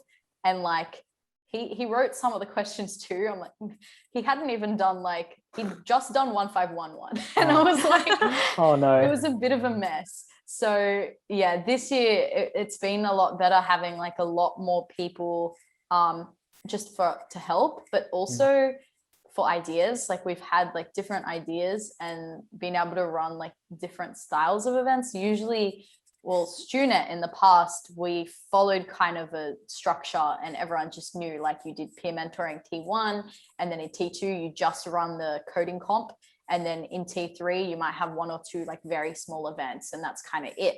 But this year we've been able to have like multiple competitions and like a bit more flexibility, collabs with other societies and things like that, which hasn't really been possible in the past. So yeah, it's been exciting to see Studex now grow. Yeah, that is really cool to hear both perspectives. And going off that when you're working with your subcom team, do you guys think that you work well with your co-directors, starting with Giuliana? Yeah, okay. Yes, definitely. Although he's not here, it's not because he doesn't like me, it's because he doesn't like Caleb. So Oh, okay. It's So if Caleb fine. wasn't here, he would be in the podcast anyways, right? Yeah, Oh, I should have sacrificed myself. Oh no. Yeah, no, we kind of knew each other a bit before, just through like mutual friends and stuff. But yeah, it's interesting because Hayes wasn't in my subcom last year. So he was kind of new to what Studex is about. And he'll probably still tell you today that he's not like 100% sure what we do. But, you know, he comes up with a lot of really cool ideas, especially with international students, a lot more so than probably what I can offer. He came up with the idea of the WeChat, like I think in his interview for the position. So yeah, a lot of like new, fresh perspective, I guess, like, because I had said, right, StuNet in the past was very kind of rigid. And obviously that's all I had seen as well. So it was definitely like an extra fresh perspective. So yeah. What about the socials team? Yeah, no, I hate Lachlan's guts. Yeah, I hate Evan. Yeah, man, like, yeah, I'm it's just stuck with it. I've been stuck with you for like 3 years already. like, I've already worked with this guy already. Like, I don't want to get him out of my. Can I get someone new, please? Like, I've known this guy. I already worked with this guy in first year. Like, honestly, like, that was enough. Like, you know, if you wanted a cohesive answer, you can just watch our like 21 questions. 61. I don't remember the number. 73 questions. Yes. 73 questions. Like the social director's cut, and we'll tell you about all our chemistry. And frick this guy. Like, I don't know, man. Like, I've known him for too long. It's just not a good pairing. I don't know, man. Yeah, I don't know what Shay was thinking as well. You know, last year he paired us together for peer mentors, and then this year he paired us together for directors. Like, The only thing keeping us together is our freaking our children. Our subcom, the only thing keeping us together, man. Like, we've been in our unhappy marriage for 3 years. yeah. But you know, we both can't. We can both settle. Like, we stay together. You know, for the kids. That's it. And then after the kids are directors, you guys are just gonna file a divorce or something? Yeah, 100%. It's over. It's over. Yeah, I guess he'll probably take I'll probably take 50% of his money. So you know, it's a dump for me if I'll be able to get that. After all, he is a comp sci student with, you know, he's gonna be earning the big bucks soon. Aren't you also a comp sci student? Like, barely. Like, what do you mean barely? I'm a failing comp sci student. He's a Thriving. thriving comp sci student with HDs in every course. HD. He's like on the dean's list, everything. You know, he's a model student. Can't relate. So yeah, now we are belting questions to socials. So Great. what are these like these adjectives that we're using? Like, I just like the adjective that was used earlier. Absolute smash, was it? I don't remember. Belting. Sure, Belting whatever. now. I don't know. It just came on the top of my head. Okay, so Yeah. Okay. Sure. Well, question it. as social directors, would you guys say that you are introverted or extroverted? And how do you think that affects the way you run your events or run in your subcom or as a director? I think I'm more of an introverted extrovert, if that makes sense. It's like I'm more so of an introvert, but I try to be an extrovert. And you can probably see this in this podcast. But basically, this means that I'm more of the organizational point of socials, where Evan is more of the fun side of socials. But in terms of how we run the event, I guess it was pretty obvious from camp. Like, you know, I took off all the admin work and Evan did most of the activity. So I guess it just works, you know. So no reason to change it. Yeah. Lachlan kind of answered mine for me, I guess. But no, I want to say that he's wrong. I'm 100% introvert. Like, I'm scared of people. Like, I don't like social gatherings at all. Cap. Fine, I guess. In all seriousness, yeah, I do. I would probably lean towards more extrovert side. Like, I do like talking to people. I'm not afraid of like getting out there and like putting myself out there and like making fun of myself so that others can have a good time. But with that said, it does make me and Lachlan a good team. But yeah, over the course of our directorships, we have like tried to like lean on each other and try to learn from one another, because we actually do have very separate different skills, and that's one of the best parts of our pairing. Like anything that a lot of my flaws and weak points, he actually makes up for those, and for the little flaws that he has, I'm able to get by, get the job done. But yeah, I guess I'm definitely more on the extrovert sides, but that's probably does affect how we run our events with what Lachlan said. But I do like to get out there, meet some people, try to get people having a good time. And that's not limited to just the community. I do try to work with a lot of other societies, because it's quite easy to reach out to other societies. And I do like talking to new people, especially when you're stuck inside CSESoc and every other person you meet is just a comp sci nerd. You do want to get out there, meet other people of like, of what wide variety of different like cultures. What is it? Like, whatever. I'm more pull up the diversity card. But yeah, of more diverse backgrounds. Talk about freaking like, I don't know what comp sci students talk about, Microsoft, JavaScript, I don't know, Google. Yeah. Start hearing about the stock market. Yeah, very interesting. Yeah, that's actually pretty cool hearing from the both of you. So here's a question for Lachlan specifically. So hearing that you apparently studied overseas, well, you've been overseas more than you've been in Australia. From like prior research, you went to like 7 different schools over 4 different countries. What is it like to study in an international school? I guess it's different. So I actually came back to Australia when I was in year 10, and a lot of people would be like, why would you do that? Because like, don't you want to have friends going up to year 10, and then from year 10 to year 12, you have some kind of stable friendship going through that. Unfortunately, I didn't have that. So, and I guess it's interesting because in international schools, most people's parents, I should say, are expatriates. If you guys don't know what those are people who've been sent out of their country to work in a different country, so they get paid a little bit more than they would locally, and they get kind of the more luxurious life, I would say. But that also comes with a flip side, in which it means that they often get posted back to their country after, let's say, 3 years. So the sad reality is, most of my friends that I meet in international schools leave after 3 years because their parents go back to their, where they came. And as a result of that, I didn't really have the chance to, get what I would call stable friendships. Most of you guys probably grew up in Australia, have the same friends from primary, or, well, may not, but most of them in my school had friends in primary that moved all the way until the end of school. I did not have that. So I guess in a way, it taught me to like, quickly, adapt to new environments in a way. Being in an international school, after 3 years, a new face pops in and you're like, who's this guy? Or who's this girl? And you're like, oh, okay, time to make new friends. And so as a result, it kind of makes me adapt to situations and different environments really well. Well, you've been in uni for like 3-4 years now, 3 years, and yeah. yeah, so that means you had those 3 years to maintain that sort of relationship with like the peers around you in uni. With Evan. I was about to with say, Evan.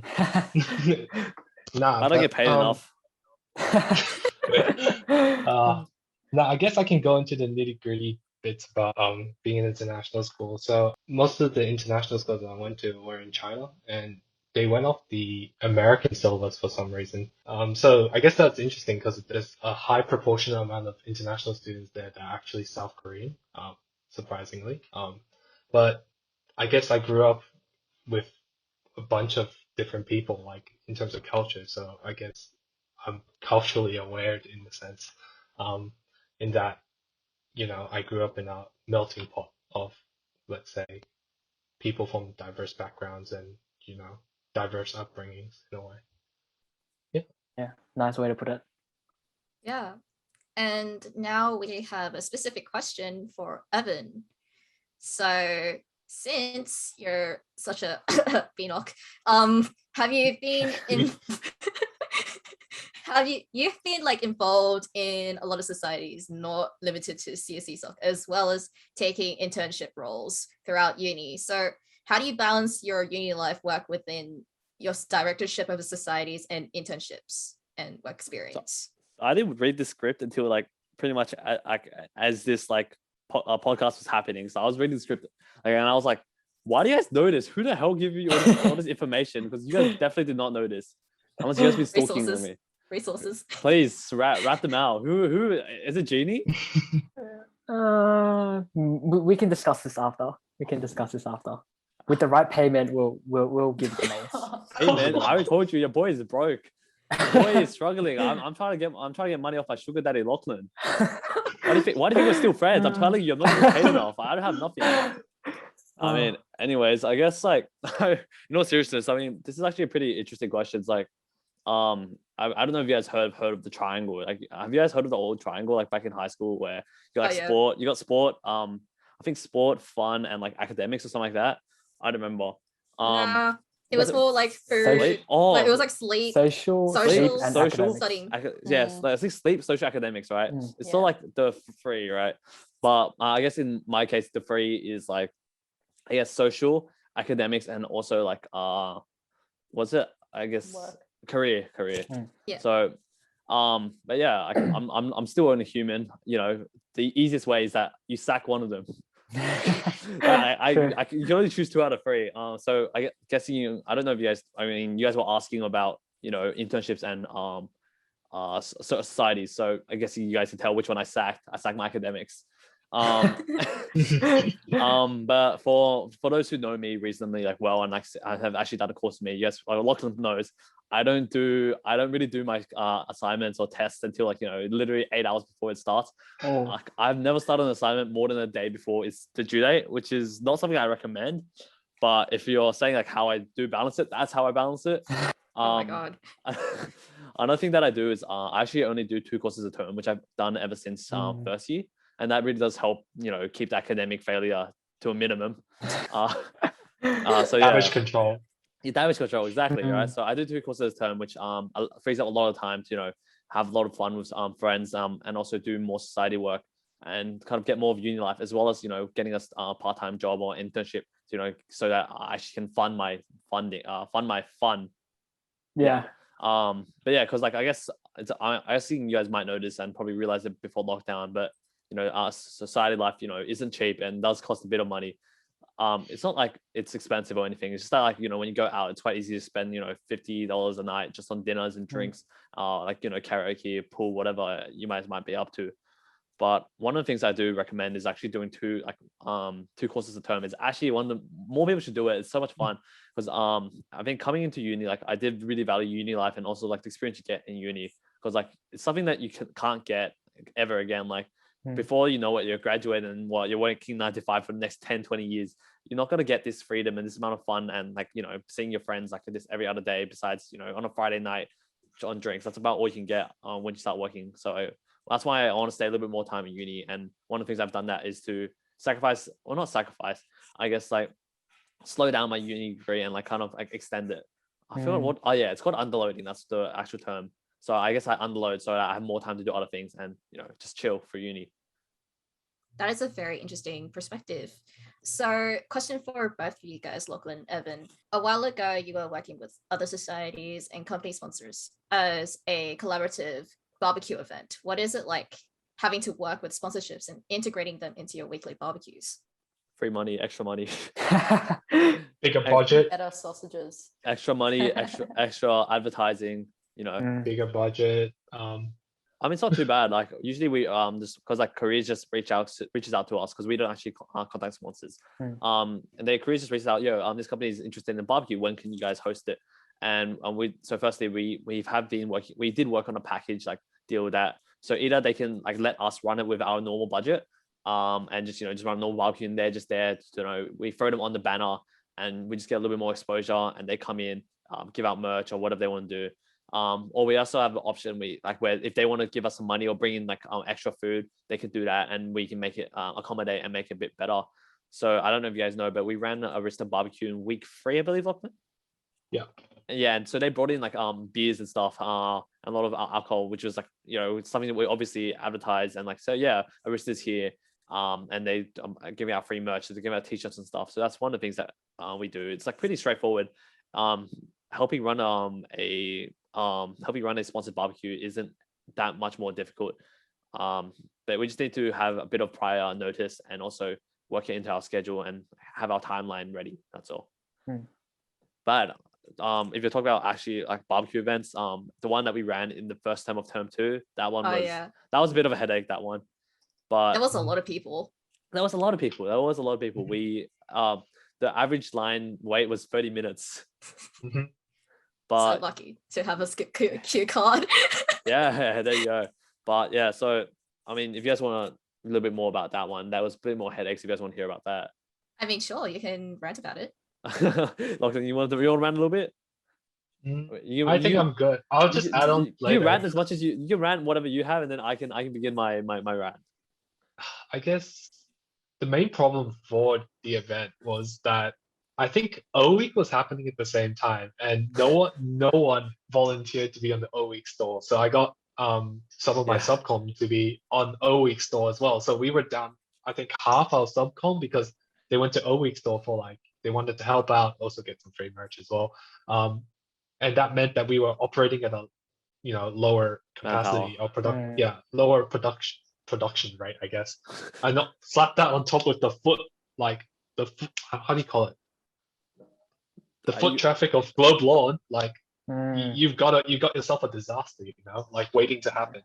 And I guess we realized like really quick on that we reached a choke point and we had to go, you know, we had to sacrifice people's, you know, wait time. But hopefully it was worth the wait. But yeah, apart from that, you know, there was a logistical issue with the beef actually being frozen beforehand, and then we had to cook it in the barbecue, and it was frozen as a block. As well as that, apart from that, it was just a whole. But we had to set up 2 barbecues, one for rice, the other one for the actual bulgogi, and then we had to roster people on and off, and yeah, it was just it was a nightmare, I guess. So that was a lot of what Lachlan was talking about is like, you know, what happened on the day, but there was a lot of more logistical issues going forward, because your boy was the one who freaking had to go to Costco, buy all that meat, and that wasn't the worst part. I mean, firstly, you know, we had to find like we had to like, you know, buy it like, you know, a day or two. We couldn't like buy a week out, right? We actually had to buy a day or two because the meat like would expire, because it wasn't like it was prepared meat, which means it goes bad quickly, and there was expiry dates. So we bought it for 3 days in advance. So it expired on the day, but it's best before. Don't tell people that. No. Let me finish, okay? Let me finish, okay? So it was the best before. Firstly, secondly, right? The day expired was like not on the day, like the day after. Okay, legit perfect. It was perfect timing. It was legit perfect timing.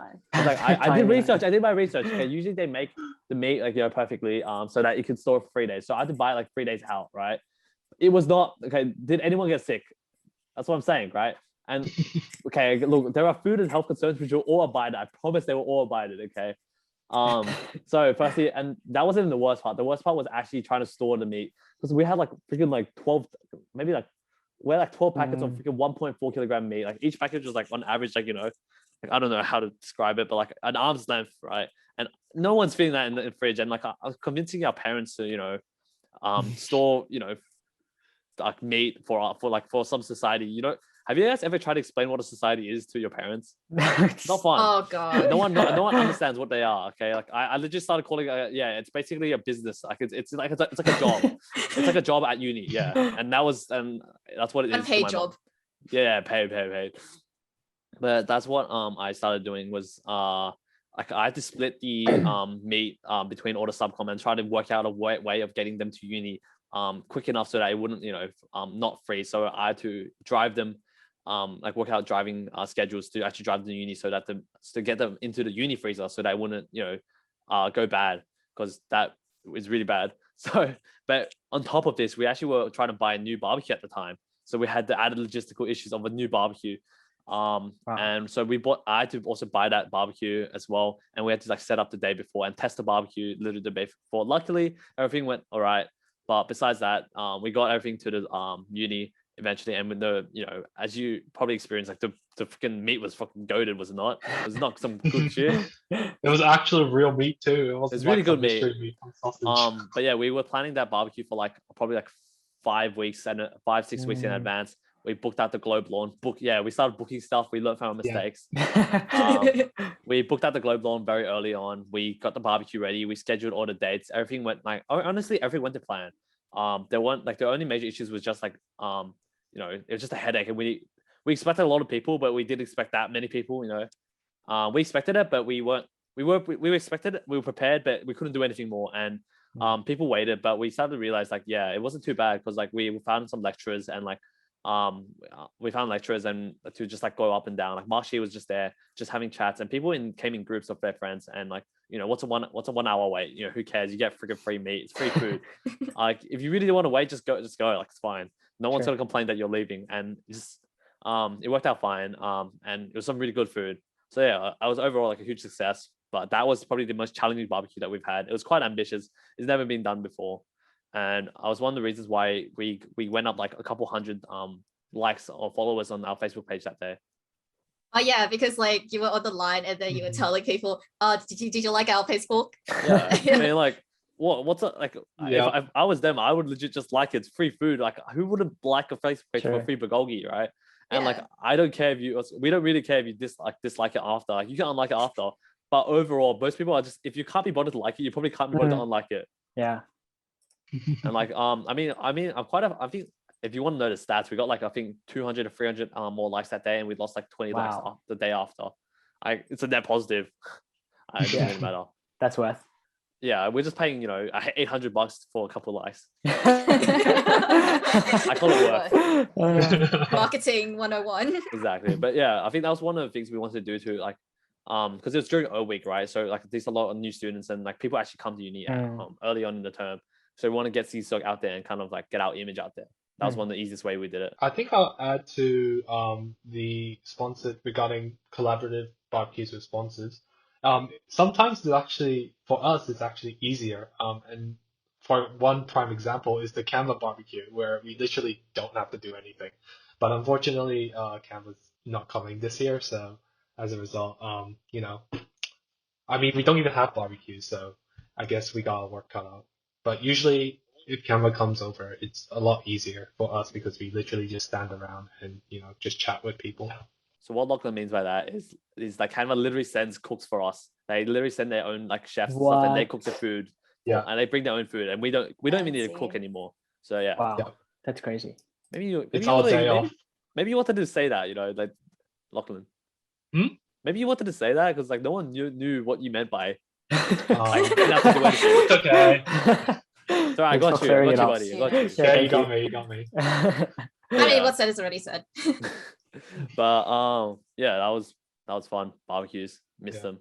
Yeah. I mean, as a barbecue visitor and a Facebook user, we have found out that Lachlan is currently in a relationship with a barbecue grill called Jebediah Dumptruck. So what is the backstory behind this, and how is the long distance relationship with Jebediah Dumptruck going? Is this the point where I tell everyone that I'm cheating on Evan? Like, what, cheating on me? Wow. Nah, I mean, to be fair, we're like, our relationship isn't that happy. At least you found. Yeah, it's on the ropes. It's on the ropes. It's on the ropes for a long time. I guess I'll give you guys the backstory on it. The funny thing is that for our new barbecue, we actually had to go through a proposal with the treasurer regarding which barbecue we were going to buy. And we actually gave this task to our subcom to do it. And they decided that instead of using the normal name for a barbecue, they would name the actual barbecue as something. And the barbecue that we actually bought they named it Jebediah Dumptruck. And yeah, that's what happened. But that's how the name of the barbecue happened. But in terms of the Facebook account, honestly, this is how much I can give you, that someone in CSESoc is actually running that account. I won't give you who it is, but someone in CSESoc is running that account.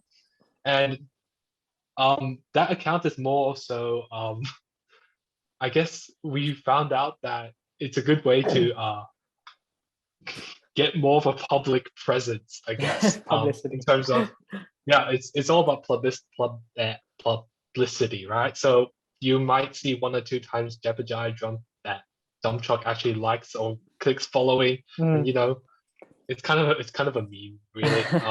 In terms of the messages on like freaking UNSW love letters and random stuff. sometimes it messages on that. Sometimes it writes in Chinese as well about Confucius. I don't know. But in terms of the relationship, it's a joke, honestly. It's more so again for a bit of a publicity, and I guess that's all it is. Yeah, no. There's a bit of cap in there. No. I'm not. Wait, what are you trying to say? So like everything he said was legit up until the point where he didn't actually reveal how they got in a relationship. He's just trying to hide the fact he doesn't want me to actually have grounds for divorce. So what actually happened was so I don't know if you've seen, but Lachlan has been working a lot of overtime, at our barbecues. He always insists on cooking, always being insist at the barbecue. And I mean, some people start realizing, and it was like, yo, Lachlan is like, I swear, this guy is like sus, man. He's always at this barbecue. He's always like insisting on being at the barbecue. But yeah, that's how their free wishes like adultery came about. And yeah, so that's how their relationship actually started. And no, it's not a joke. It's serious, okay? I mean, it's long distance now because no barbecues are happening. That's what you think. Oh.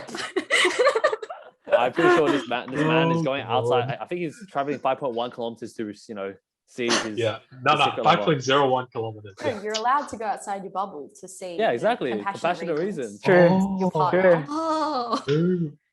Lachlan has now a legitimate reason he can say if he gets caught. Yeah, outside of like his zone. he literally is dating a hot grill.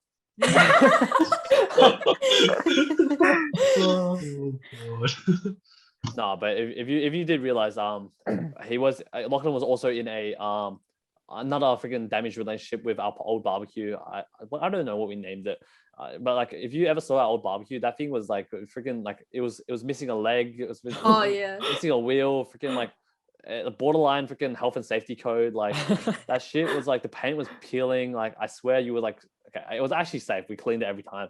But yeah, now that thing was falling apart. We used a brick for its leg. Like that thing was like so broke you could probably like compete in the Paralympics or some shit. Probably win though. It probably win.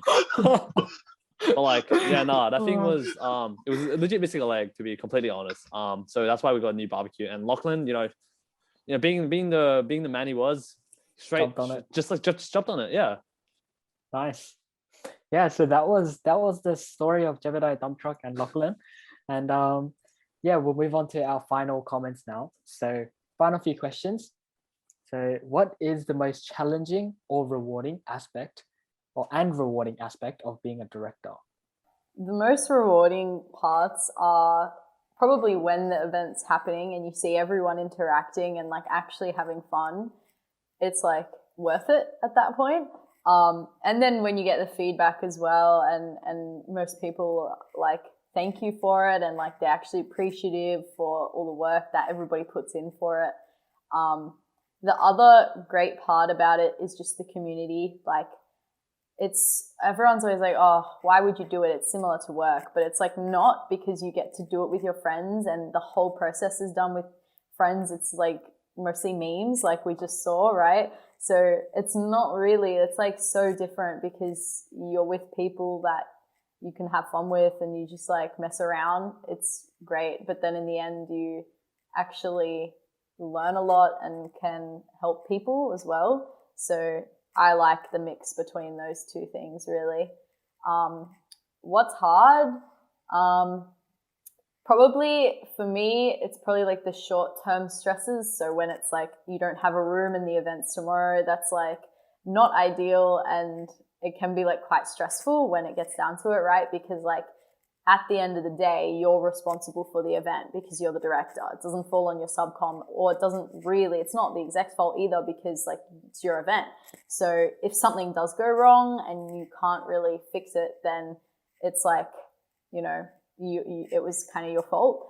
But like with that being said, like CSESoc is such a supportive community that I don't think that ever happens. Like if something does go wrong, there's always someone who can help you or has your back. So I wouldn't say it's something that will like deter me from doing it again or should deter anyone else. But yeah, that's my summary. Nice. I'm literally going to take literally all the stuff she said about rewarding and add on to it, so not to make you guys hear it twice. But yeah, everything Giuliana said, I want to reiterate it. Like, I definitely agree with her there, and like really resonate hardly. I really resonate like really strongly with what she said, because you know, we went through very similar processes and really similar experiences. But I guess like some other really rewarding parts is like besides, you know, creating your events and actually seeing them happen. Another thing is I want to say is that like working with your own subcom and like it's amazing. Like this team, it's really not like it's not just a team, it's also a group of friends that you guys will actually make life like literally like friendships that will last far beyond than just like, you know, the subcom and director tenure. Tenure, I don't know how to say that word.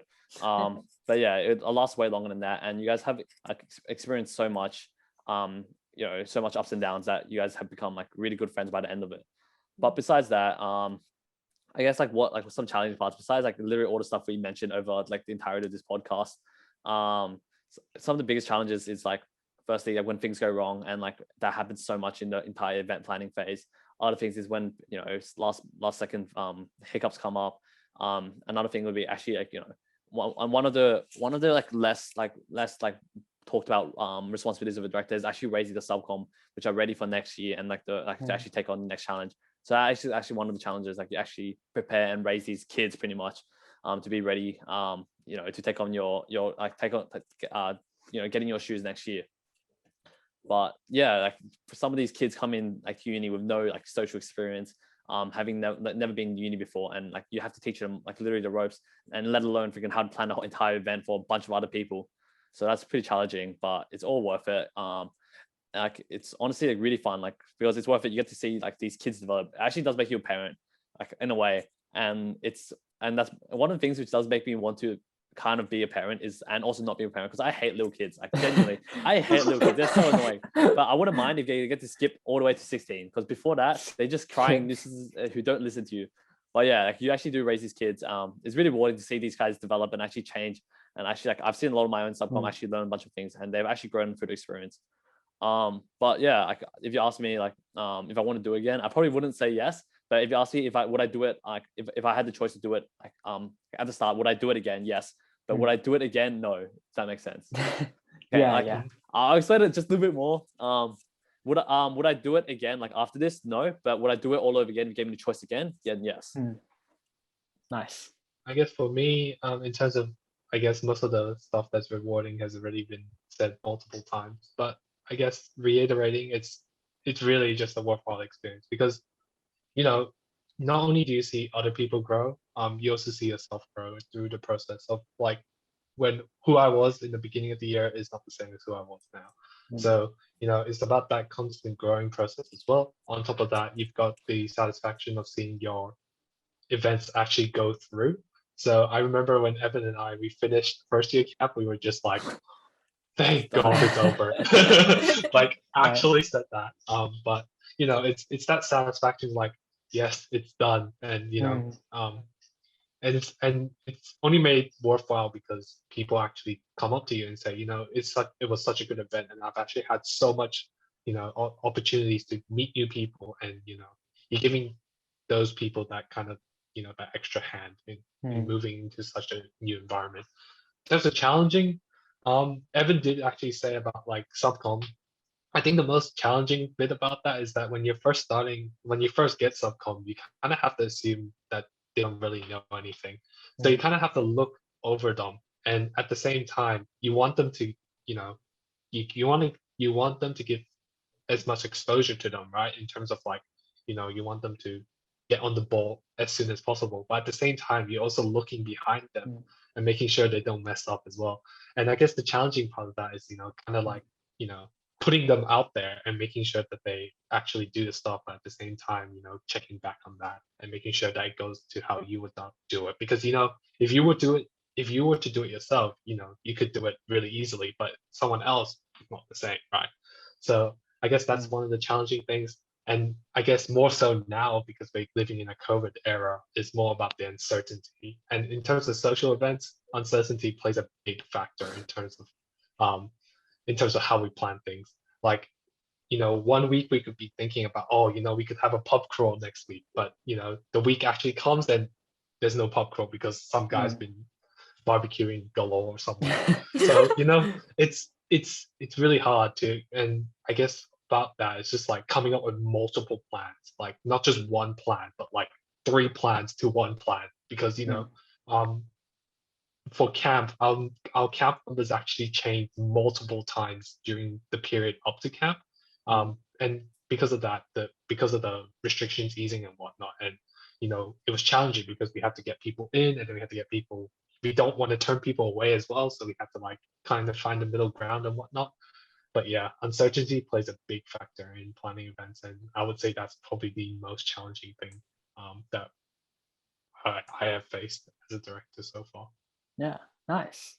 This also reminded me of one thing as well, which is like another rewarding aspect, which I kind of forgot to mention, which is like being a director and like being a normal person, like, or like part of the community. You're like you see a lot of stuff and like, oh wow, I would have done like that, or I would have liked this. But as a director, you can see that stuff, and you can be the change you seek, and you can literally do what you see. You see something that like you would have liked, just do it because you can.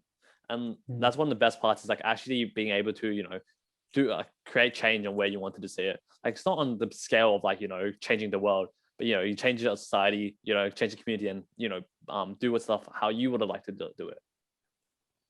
Yeah, all right, so last question is, what advice would you give to your first year selves?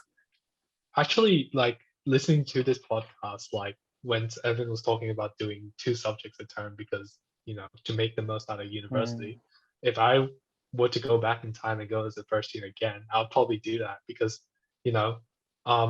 if you're like in your second year now, like Giuliana, you probably had 2 years of online COVID, like like it sucks because you don't even get the chance to experience the full uni life.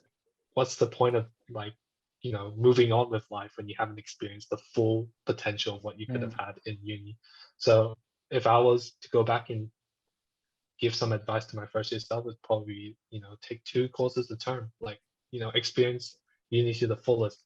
Like who cares if you like delay a degree by 1 term or 2 terms? Like the experience you get out of it is so worthwhile. I guess for me, I was pretty happy with how I like went through uni, but I mean, one advice would be probably care less about freaking internships and like jobs. Like that stuff comes like naturally. Would I do it again? Yes, and I do not regret any of it, because like it has put me in a point in life where I have like job security, and that enables me to have as much fun as I do. Because you don't have that like wavering like sense of like, oh, am I gonna like get a good job? Because that is quite a scary thing coming out of uni. But it did sacrifice a little of my social life. Like every once in a while, like when I was working, like because I did work full time for a bit, it's like small things like like when you're gaming online with the boys, like at 11 a.m. No, not 11 a.m. 1 a.m. 2 a.m. 11 a.m. I mean, I have done that, like but whatever. That's a story for another time. But like you're gaming at 1 a.m. But like the boys say like, oh, hop on for another one, can't end on a loss. Like you just like, no man, I got work tomorrow. Like once or twice it's fine, but like eventually it does eat you up. Like why do I care like about so much about this job? Like like what am I getting of some money? Like I can earn this later on. Other things like when your mates go out for drinks, go out for ball, just go out in general. Like you turn them down once or twice because you have to you have a 9-to-5 job every day. It's fine, but like once again, like when you're doing it for 6 months straight, you start to like rethink, like, do I really care this much? Especially at this point in life where especially it's because for me, like especially in my earlier years, my friends, not many of my friends work that much, and when you're working and your friends aren't, it's quite hard to like feel like you're a bit of FOMO and you're missing out. I feel like it's gonna be different when all of us are working, since we're all experiencing the same thing, and so that it's a bit less of FOMO. So I guess one advice I give myself is like don't care too much about your career. Focus on the now, I guess. Yeah, I guess for me it would probably be more like personal. So to be a bit more confident in like my ideas and like how I see things, because like I guess as a first year, you kind of go into uni. I was with the mindset of like, I don't know if I really like belong and like should be here, and like if I end up doing society stuff, like I just got to kind of listen to what other people say and just go along with it. But like you have a really unique perspective, and everyone does, and you should definitely bring it up and like speak about it and present ideas, like, because the worst thing you can be faced with is a no, and that's like not bad at all, you know? So probably just to be a bit more confident in like taking opportunities like fully and just going for things rather than being a little bit scared or like holding back a bit. Yeah. Great. Nice advice, everyone. So yeah, are there any final comments you guys would like to say? Shout out to my boy Hayes Troy. Hopefully he watches this, because he said he would. He said he would, but we'll see. We have to make him watch it and see what he missed out. We'll tell him there's some spicy tea in it, and then he'll watch it. Ooh. So, to all of the people listening and watching, we hope you learnt more about the foundational roles that were behind the scenes of CSESoc, bringing life to all the cool events throughout the year. And if you missed out this year, don't worry, because there's always next year, and get involved to this like welcoming community. And we would like to thank the socials and Studex directors being guests of this podcast. And till next time, see you soon. Bye!